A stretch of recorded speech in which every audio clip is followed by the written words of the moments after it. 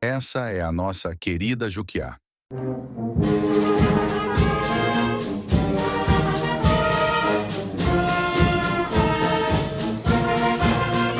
Este covo que adorna este brasão, na história tem passagem radiante.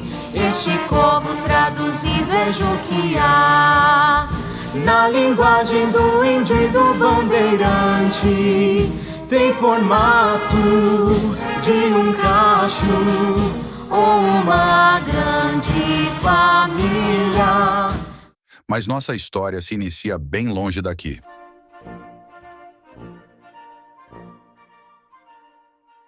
Abraham Lincoln é eleito o 18º presidente dos Estados Unidos. Os Estados Unidos estava dividido entre o norte industrializado e o sul agrícola e escravocrata. A divisão em dois países não foi aceita e, não havendo acordo, iniciou-se uma guerra interna no país que durou de 1861 até 1865. Acredita-se que aproximadamente 600 mil americanos morreram nos confrontos, que se encerrou em 1865 com a rendição do coronel Robert Lee, líder dos confederados. Com as propriedades do sul destruídas e confiscadas, e na sequência, com o assassinato de Lincoln, os sulistas confederados fugiram dos Estados Unidos, procurando refúgio nos países da América Central e América do Sul, principalmente o Brasil. O reverendo Ballard Smith Dunn, reitor da igreja de St. Philip's em Nova Orleans, com o pouco dinheiro que possuía, arrumou um desconto razoável no barco, a vela Valiant, e numa viagem de 60 dias, chegou ao seu destino, o Rio de Janeiro.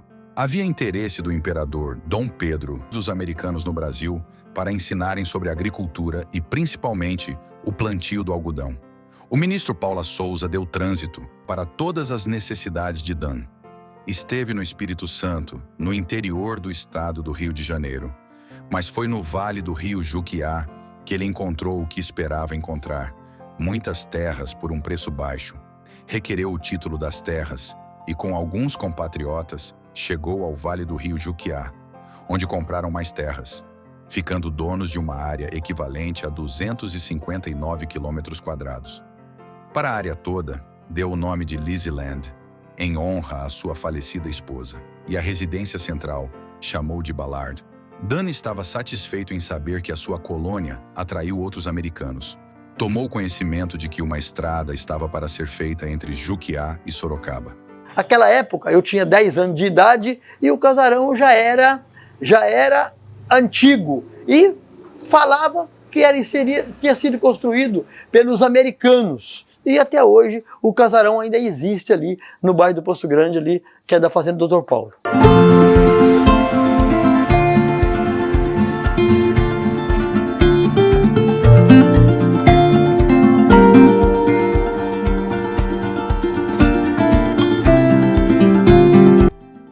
Trabalhara a terra para produzir algodão, açúcar, tabaco e café. Os colonos também plantaram milho, arroz, feijão e cana.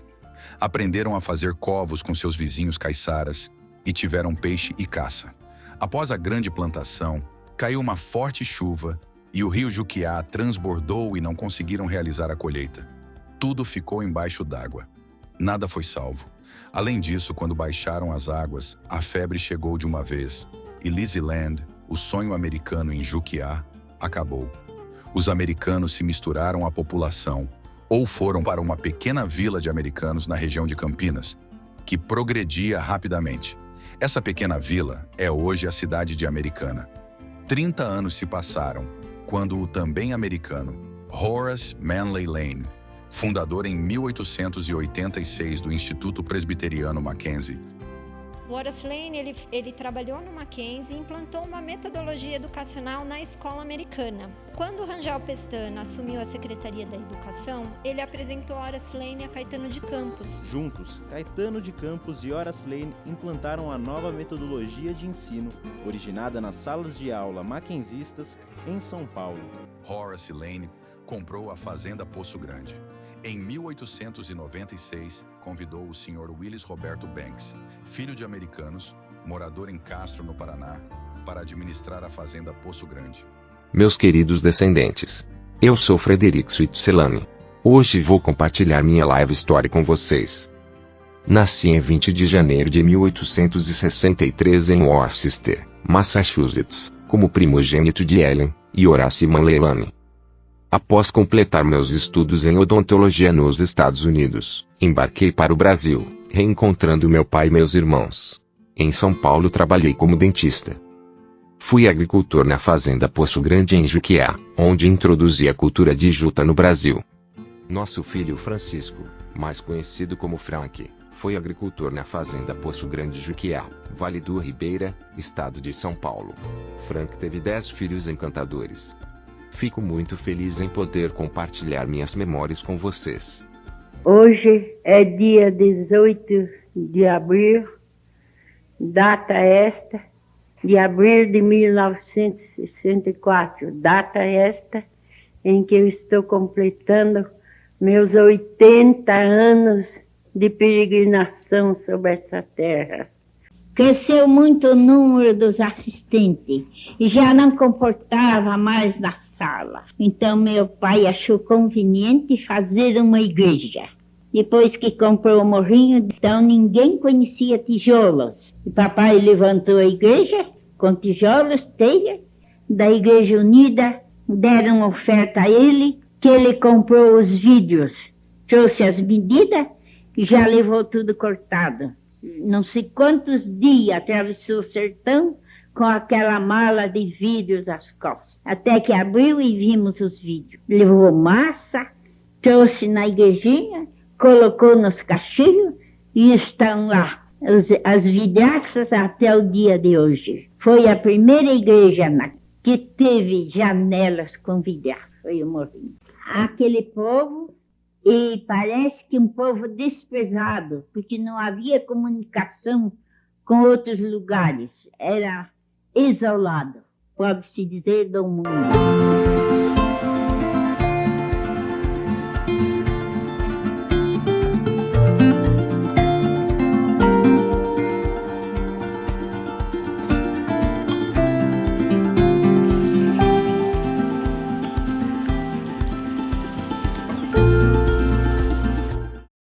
1898.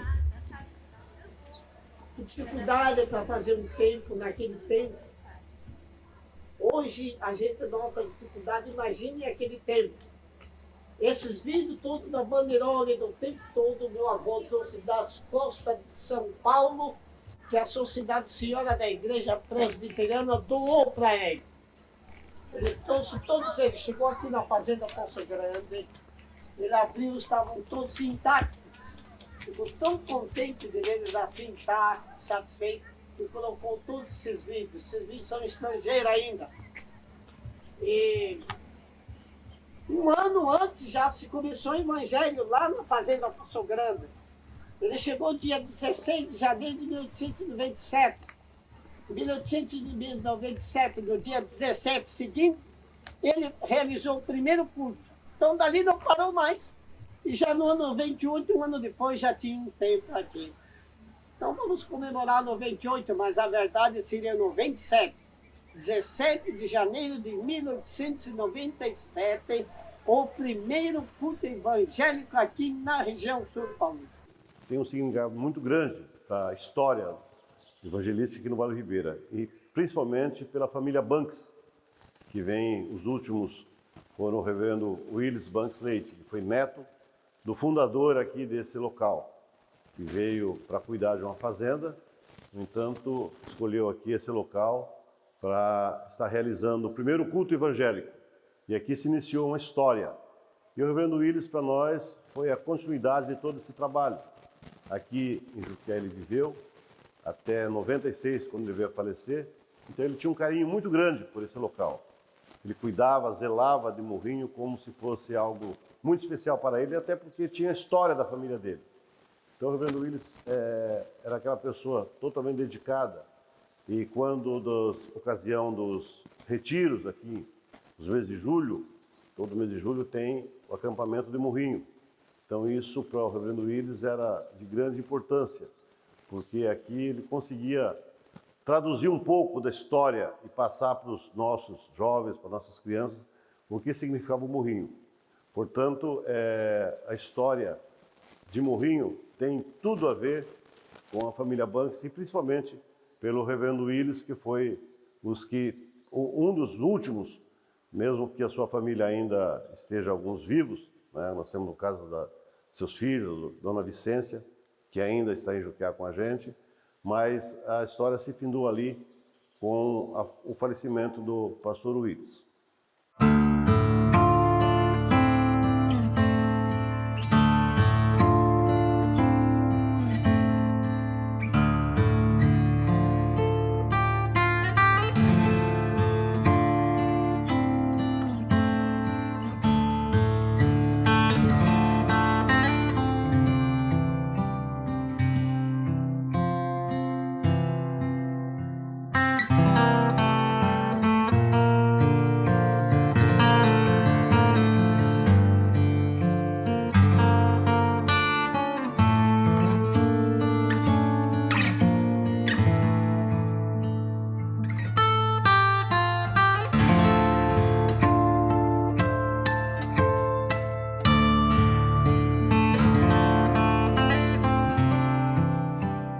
Eu sou Vicência Banks Florencio, filha de Willis Banks Leite e Vitória Martins Banks Leite, neta da vovó Exaltina, que era filha do meu bisavô Willis Roberto Banks, que foi o fundador desse trabalho aqui. Morrinho é a Terra Santa, um lugar maravilhoso, onde nós podemos estar numa comunhão mais íntima uns com os outros e em comunhão com Deus também. Morrinho não foi esquecido diante da pandemia. No mundo ainda existem belezas que alegram a vida e nos fazem sonhar.